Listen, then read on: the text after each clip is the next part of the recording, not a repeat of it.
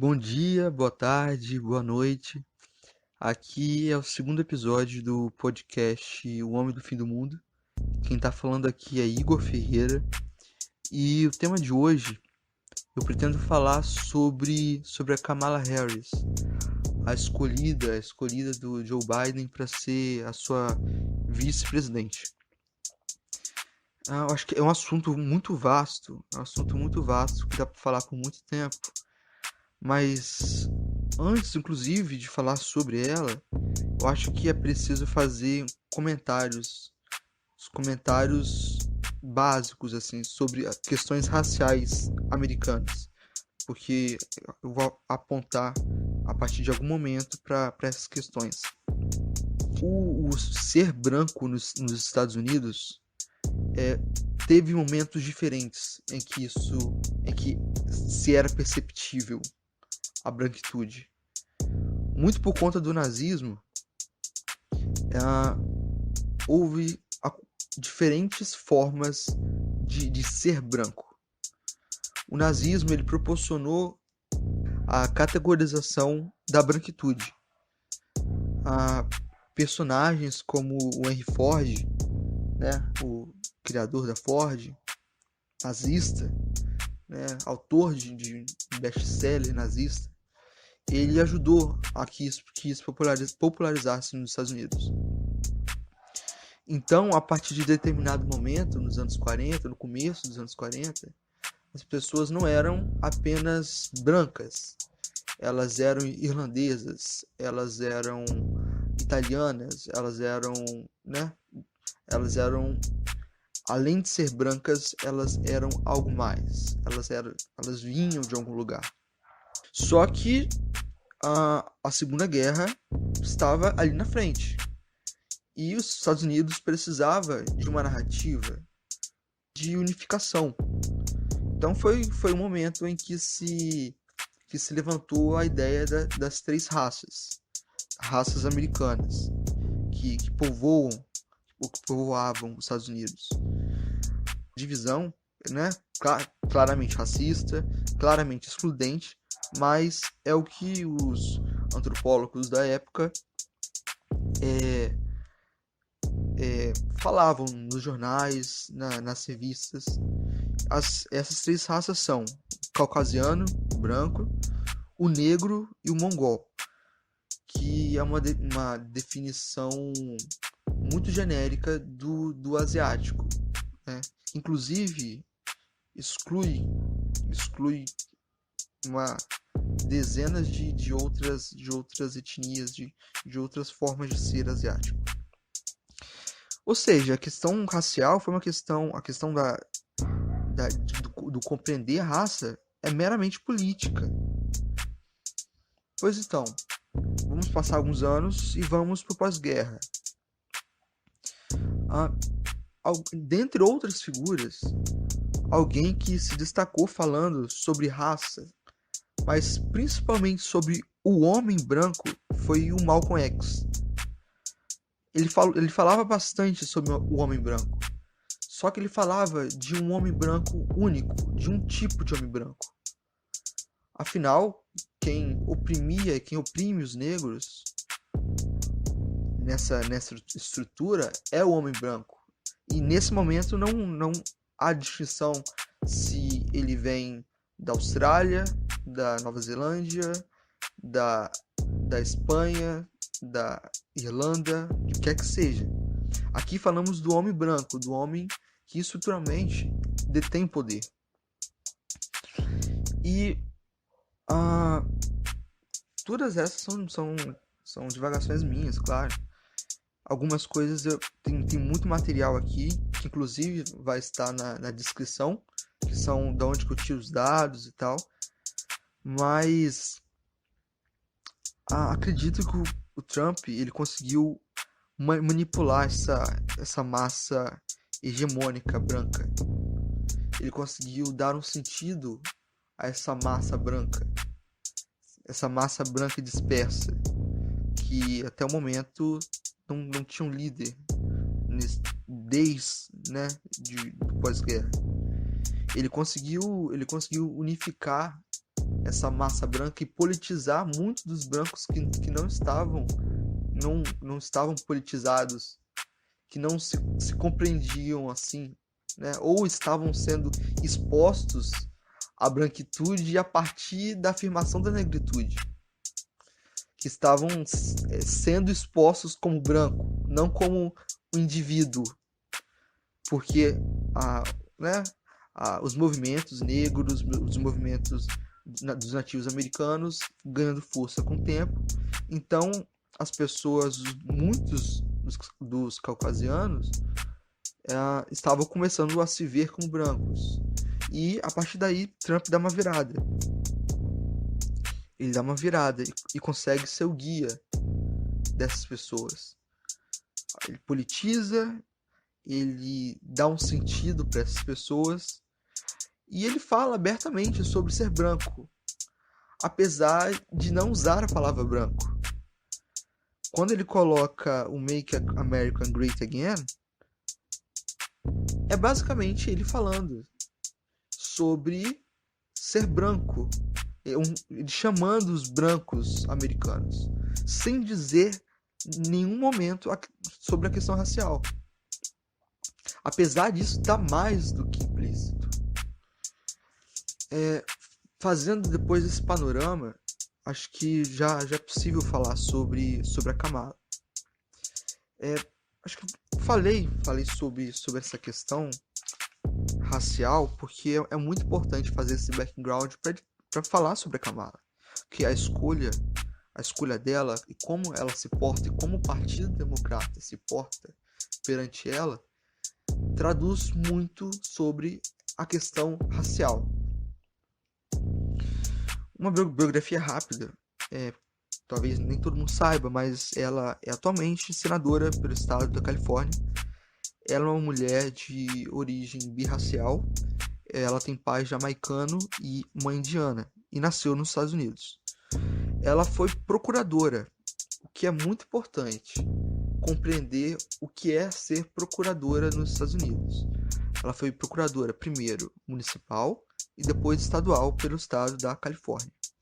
É importante ressaltar que o cargo de procurador é um cargo nos Estados Unidos em que é feita a eleição.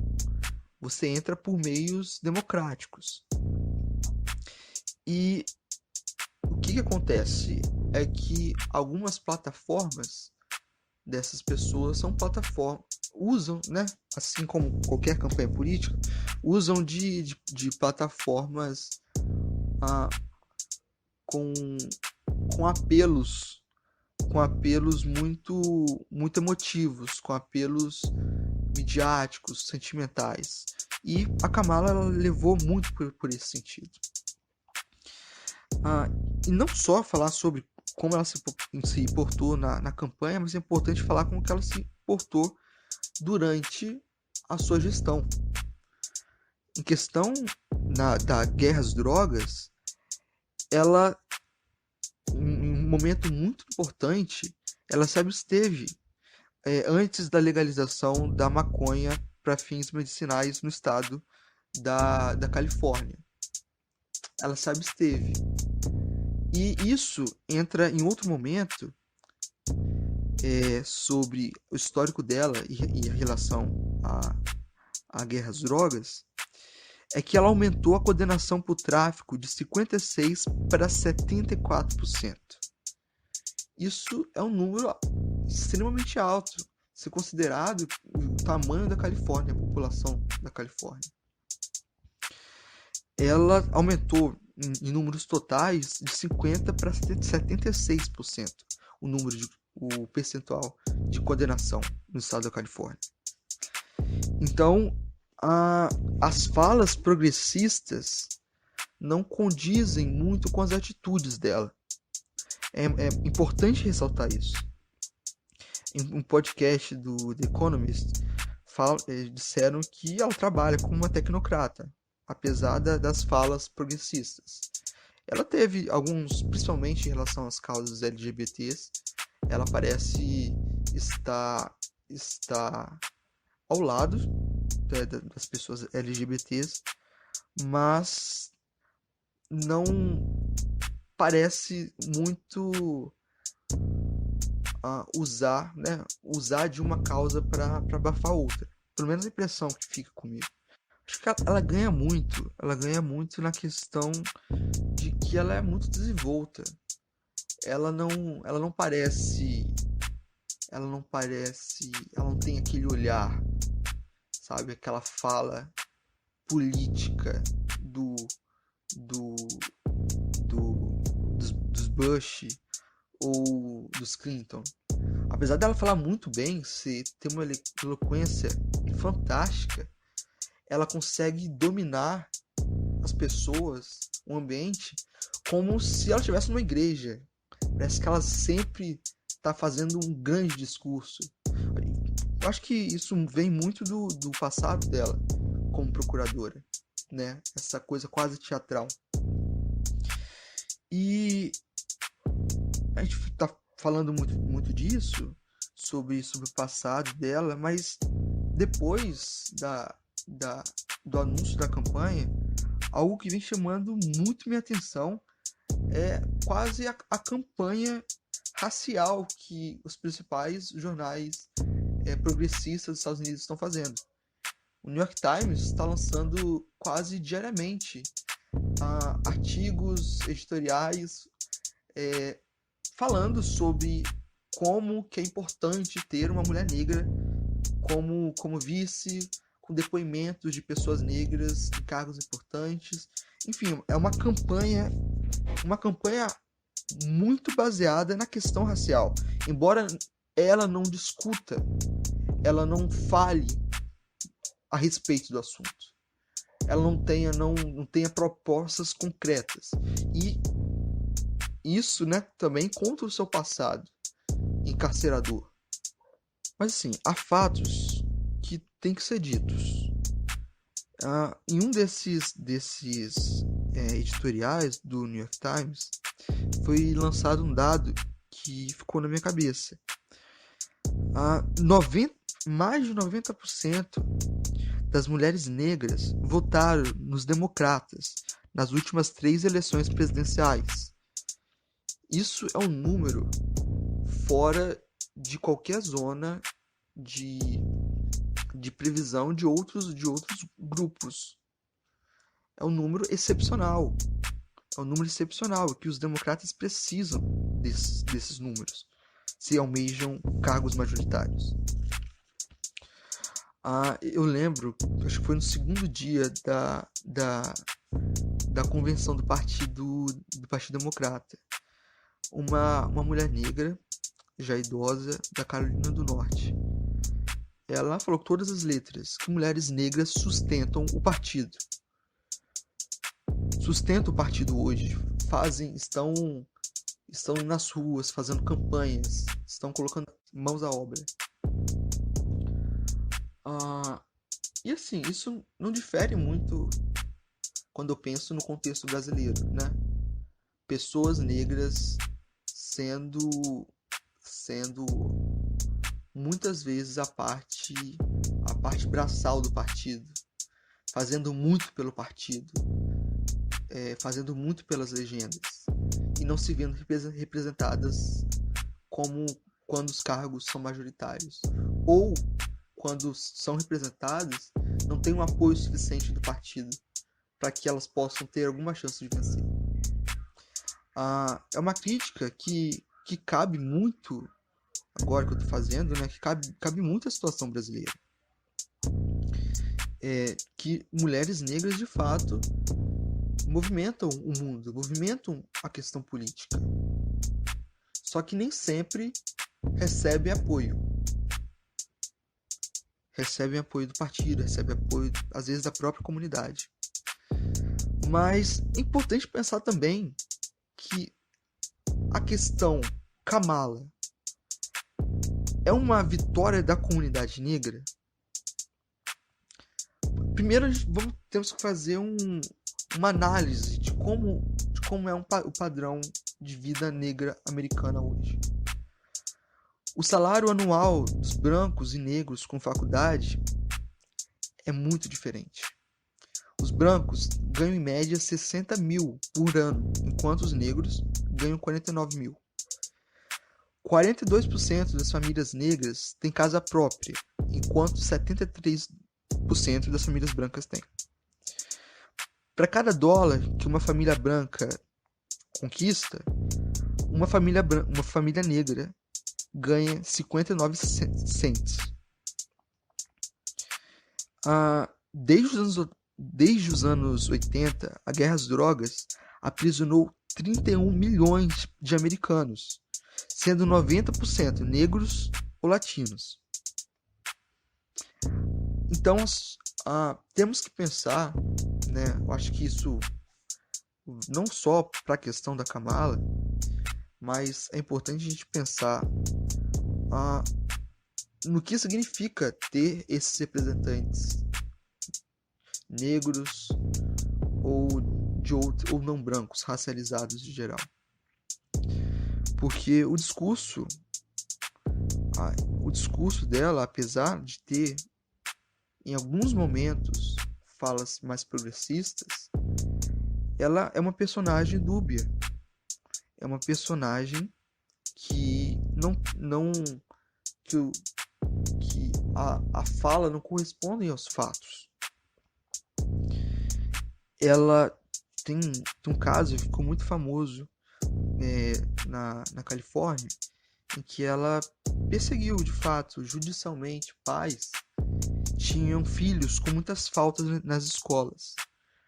Só que ela tratou disso de uma forma judicial, de uma forma muito agressiva.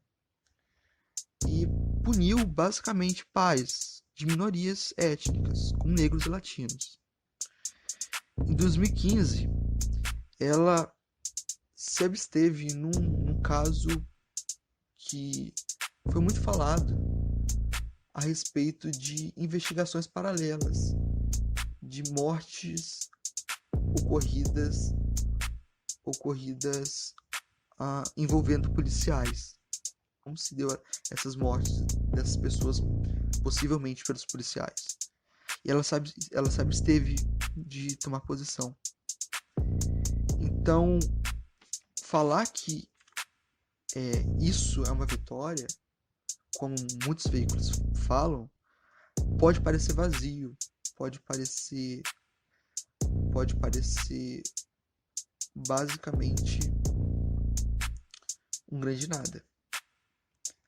Cheguei a pensar, logo no começo, logo quando saiu a escolha do Biden, eu cheguei a pensar que fosse talvez uma resposta ao Black Lives Matter, mas talvez não seja isso.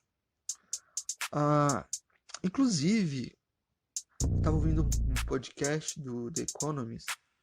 Eles estão mega empolgados com a candidatura dos dois. Mas em determinado momento passaram uma entrevista dela de 2015, acho que foi 2015. Perguntaram a ela sobre o Blue Lives Matter, que é vidas azuis, no caso de policiais, por conta dos uniformes. E ela se esquivou da pergunta, falando que policiais negros não estão em lados opostos. Ela escorregou da pergunta, sem de fato no cerne da questão. Pois então, os democratas mudaram com o tempo. Tem estatística que indica que em 84, 68% dos democratas eram brancos cristãos. Hoje, isso é equivalente a 38%. Mas dos republicanos não houve uma grande mudança. Não ocorreu uma grande mudança. 88% em 84 eram brancos cristãos. Em 2018, isso representava 75%. Então, a questão racial é uma questão, sim, muito, muito evidente há muito tempo. E é uma questão cada vez mais acentuada. Mas eu não vejo a escolha dela como uma resposta ao Black Lives Matter. Ela não se encaixa no Black Lives Matter como um, uma voz que ecoa as demandas. Ela é uma mulher negra, uma mulher birracial, que ela está perto de estar em um momento de poder. Mas ela tá muito longe de mudar qualquer tipo de estrutura. Ela está se usando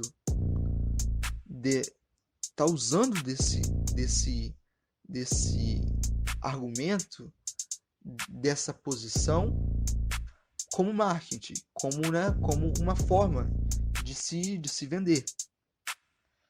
Se trata muito a candidatura dela, a candidatura do Biden, que custa lembrar, era vice do Obama. Se trata muito de voltar, ao que me parece, ao tempo em que era possível o presidente dos Estados Unidos ser um genocida e 10 minutos depois de um atentado ir ao Salão Oval, dar uma entrevista sorridente, encantador, coisa que o Obama e o Clinton sempre foram. E o Biden, apesar de senil, ele ainda consegue ser um simulacro disso. A Kamala não. A Kamala ela consegue fazer de forma excepcional. Ela consegue ser essa figura dúbia. Porque ela sempre foi. E isso vem se acentuando com o tempo. Então, acho que é muito, muito, muito importante a gente usar a questão Kamala para compreender que não basta simplesmente ser, não basta simplesmente falar que é, não basta simplesmente dizer o que faz, mas se analisar de fato o que a pessoa fez, o que a pessoa deixou de fazer. Porque o que todo mundo chama agora, né, de identitarismo, quando alguém negro se impõe como negro, como pessoa negra, já vem pessoas de direita, de esquerda, gritando de identitário. Mas é importante ver se essa pessoa está usando o discurso para benefício da comunidade. Benefício da comunidade que está sendo oprimida. Porque muito provavelmente irão ter outras Kamalas por aí com um discurso muito parecido e que as pessoas tendem a simpatizar. Porque entre alguém sorridente, alguém que fala bem, que se pareça comigo, e alguém sorridente e eu, jovem, universitário, tenho na minha cabeça como aquele arquétipo aquele vilão velho dos Simpsons. Talvez eu tenha uma tendência a votar em alguém que se pareça comigo. Mas isso não é suficiente. Isso não vai mudar nada. Se a pessoa não se propor a mudar. E eu acho que é isso. Esse foi o segundo episódio do Homem do Fim do Mundo. Muito obrigado a todo mundo que viu, que assistiu, compartilhou o primeiro. Eu fiquei bastante feliz. Acho que estou fazendo uma média inclusive de tempo. Acho que isso é legal. Valeu.